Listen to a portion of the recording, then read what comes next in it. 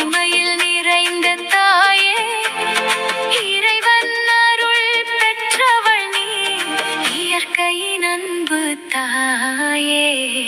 புனித அன்னம்மா எங்கள் பாதுகாவலி, அன்பின் தாயே, அருளின் தாயே, அறிவின் ஒளியேற்றி எங்களை வழிநடத்தும் தாயே.